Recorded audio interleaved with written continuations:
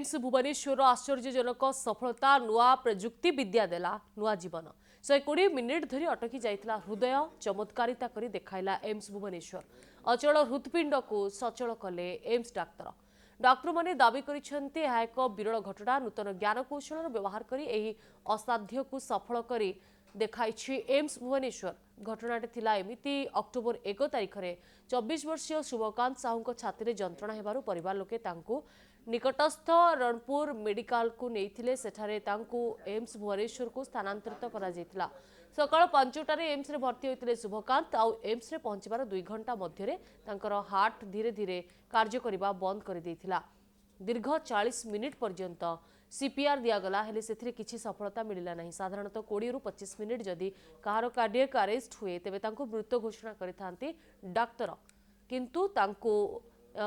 इकोमो machine द्वारा ई CPR प्रदान करागला प्राय 2 घंटा परे शुभकांत हार्ट पुणी कार्य करिबा आरंभ करथिला 36 घंटा परे हृदय साधारण भावे बीट करिबा आरंभ कला तांको संपूर्ण भल हेबाको प्राय 4 घंटा समय लागिछि जो 2 घंटा तांकर हार्ट कार्य करिबा बंद करथिला सेतिकी समय मध्यरे शरीरर विभिन्न अंग तथा लंग्स किडनी लिवर आदि रे संक्रमण व्यापिथिला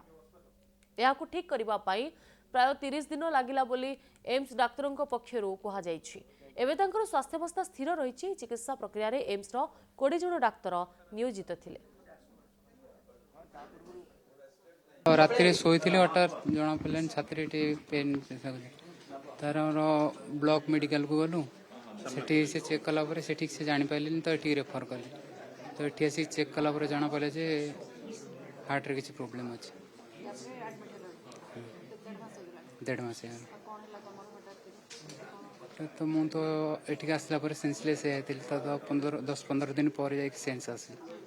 तो ठीक से मुझे जाननी कौन है तला कौन है मो संगे 10-15 दिन पर्यंत ठीक से जानी ना तो 10-15 दिन पर जाके सेंस आस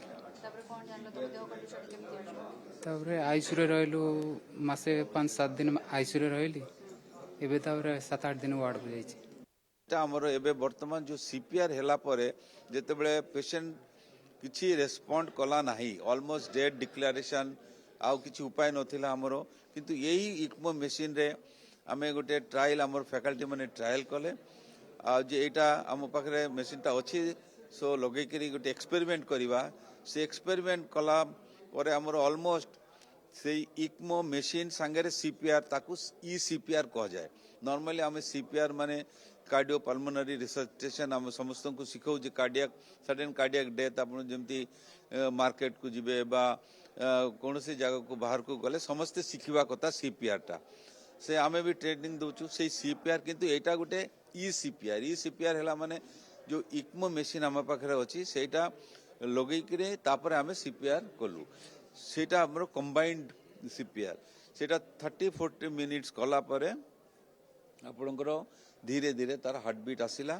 आउ तापरे एबे वर्तमान आपण देखुचंती पेशेंट पूरा भलो अछि ऑलमोस्ट 100% रिकवर्ड हे गलानी 1-2% टिके पेन बा तार टिके स्कैल रे टिके अल्सर अछि बट काली परदिन से डिस्चार्ज हे कि जीवो घर को